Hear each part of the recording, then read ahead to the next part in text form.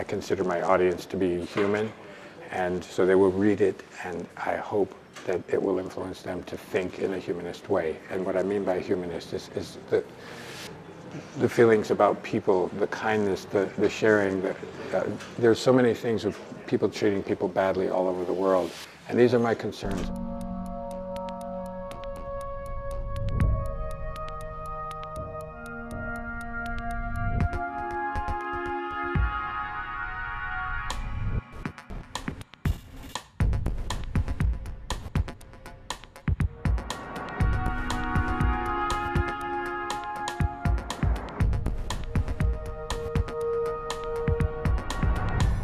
I wanted to comment on the conditions people lived in the slums. I grew up in New York City, and that was my emotions. I was already successful enough to not live in the slums anymore, but I really felt about the conditions people lived in America, a very rich country. And so I worked a whole series of sculptures, 28, all about beggars.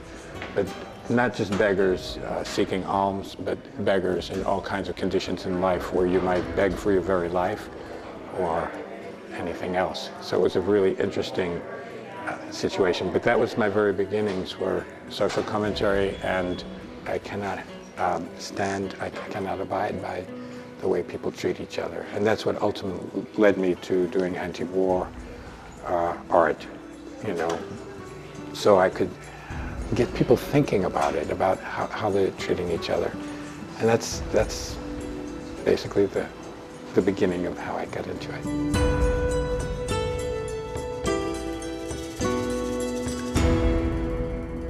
And the deeper I studied religion, and it didn't matter which religion, they all became institutes of power and control. And I recognized how much pain was caused by that.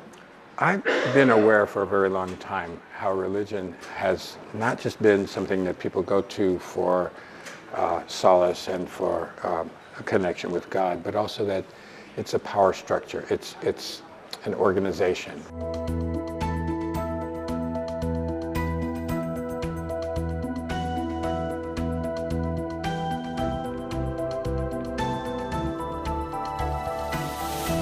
Every religion is equally guilty in my mind. There's a good side to religion, and I really accept and honor that. But there's the other side, and that's the side I'm concerned with. And that people who profess to be religious and peaceful are supporting a system that's also supporting violence. And so that's what my involvement is in these pieces. And thus your choice of material with the guns, the bullet, and as well as you get closer to the sculptures, you realize the details embedded in them. So how strong and powerful the message do you think that people get when they get closer to them? Wow, this is very intentional from the artistic point of view. I try to make these as attractive structures from a distance, so that if somebody is coming in the room, they're attractive because there's a certain harmony and beauty in the architecture. And I subdue all the colors so that it isn't obvious what the materials are. I don't want that to be obvious until people get close. And so I try to manipulate the viewer in this way and control the way they access it. And as they do get close, because of the curiosity from the beauty, then they start to discover. So when you get close to these and you start discovering, oh, this is bullets, oh, this is guns here, you know, and so I make it quiet, so it's not too obvious until you're close. And then even that, many people will not look inside, but inside there's more, and there's layers of things to discover. And what I'm trying to do is provoke them into thinking about the relationship between religion and war. And this, throughout history, how there was this link and this attempt to control, and if people don't give in, then they do it by force. They're extraordinary objects that seduce you to look deeper at them, and there's this surprise factor. It's like, oh my God, here's these things that look like recognizable religious structures, but they're made out of guns and bullets and gun parts and steel and metal and human bone.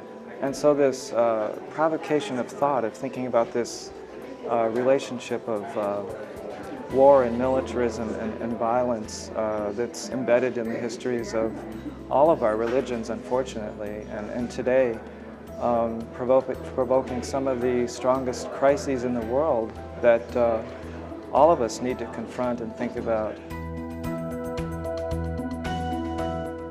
I have to be an equal opportunity person and criticize all the religions for their commonality.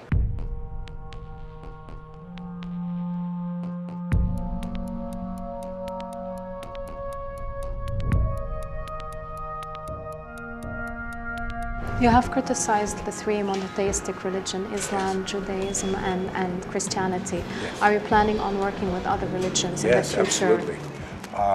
I'm very shortly going to do Buddhist and Hindu. But my very next sculpture is going to be a bombed mosque, because I find it more than disturbing that, for example, the Sunnis and Shia are in conflict, and that they would actually bomb each other's temples. To me, that's a tremendous offense. And it's even between people of basically the same religion. They all, worship the same God. انتقاد الفارو للديانات عبر عنه من خلال استخدامه لأدوات الحرب من قذايف ورصاص وحتى مسدسات، كونه بيعتبر أنه باسم الديانات افتعلت حروب كتيرة.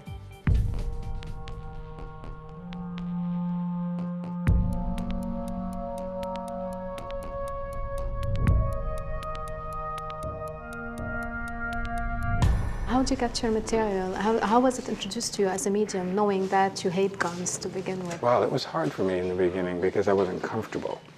I found the material scary to start with. Having not been in the military and not been a sport shooter, I started doing Catholic reliquaries because my influence, the first came out of a trip to Italy when I was looking at reliquaries. And the actual reliquaries you'll see in churches, they often are small structures in gold or silver or something like that, and sometimes even covered with jewels. And so I'm taking off on that using a finger, and I call them all trigger fingers because it has that connection with the gun. Guns have a certain architecture in themselves, and so this adds the complexity that gives it a sense of a building.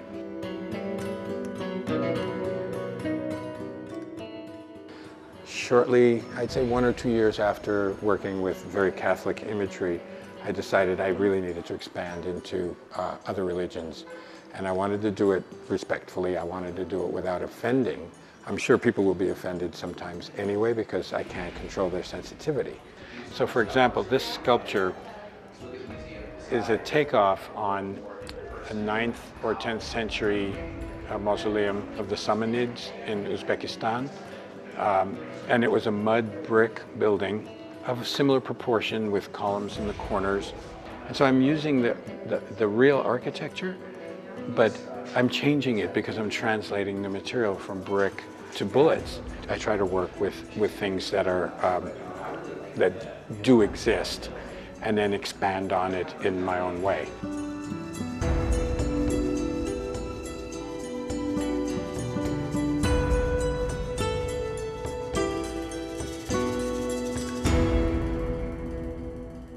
This is actually a takeoff on a very famous synagogue in Florence, Italy. And I just researched and researched until I found something I thought translates well, again, in the same sense, for the materials I want to use. And so that was my starting point.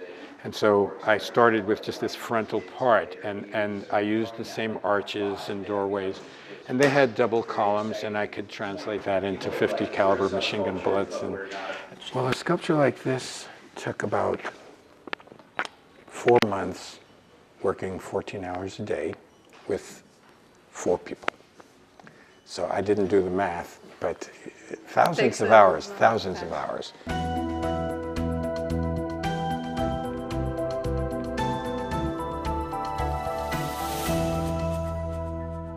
I'm from a generation in America where we had this great idealism in the 1960s, in the Vietnam War era, and we did a lot of protesting and all that, and refused to fight. I was one of those people. I refused to go into the service. Some people would call me a coward, but I think there's a certain courage in standing up to that and standing up to the government and standing up to everyone and saying, no, I'm not a pawn in your game. I don't want to kill somebody. If we all say no to fighting, then nobody gets killed. I consider myself a spiritual person. I have respect for all religions and for people who make the choices. I don't have respect for people who go to extremes. I'd like them to think about the relationship and find the peaceful sides of the religion to exercise and not to go to the extremes. I wish for peace. That's really all I wish for.